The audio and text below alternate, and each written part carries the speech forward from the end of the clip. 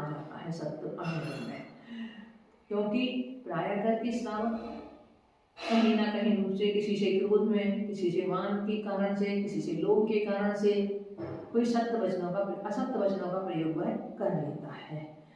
वैसे झूठ अपने आप में वो ये नहीं सोचता कि मैं झूठ बोल रहा हूँ, किंतु आप लोग करते क्या है कि एक दूसरे की, जैसे हमें चुगली करना है, एक दूसरे की निंदा करना है, एक दूसरे से लिए अपशब्द बोलना है, क्योंकि प्राय करके लोग कह देते हैं सीधी अंगुली से घी नहीं निकलता।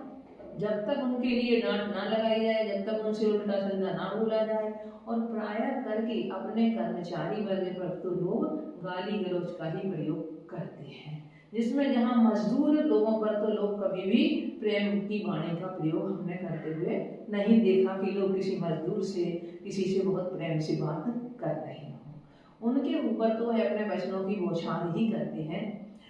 तो ऐसे वचनों की बौछार से सामने वाले के मन को कष्ट पहुंचता है। इससे परस्पर में वैर की भावना भी बढ़ सकती है।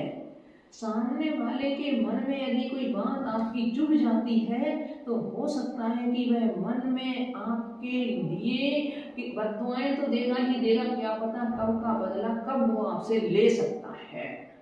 आप सबने सुनी होगी कि द्रौपदी ने मात्र क्या कहा था, इतना बड़ा महाभारत हुआ, एक ही परिवार के लोग जहाँ लड़ पड़े, भाई भाई जहाँ दोनों पक्ष होकर के लड़ पड़े, और आज तक उनकी लड़ाई प्रसिद्ध है, और उसमें कितने योद्धा मारे गए, जो भी मारे गए होंगे अपने परिवार के अपनी तो मारे गए सारे, और कितना बड़ा युद्ध हुआ महाभारत के नाम से जो आज प्रसिद्ध ही है, जो महाभारत है।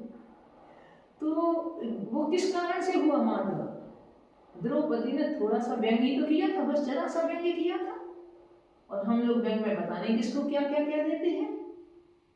यदि कोई सुंदर नहीं है तो उसको व्यंग कर देते हैं, यदि कोई के पास में ज्ञान की कमी है, थोड़ी उसका क्षेत्रफल नहीं है, उसको व्यंग कर देते हैं।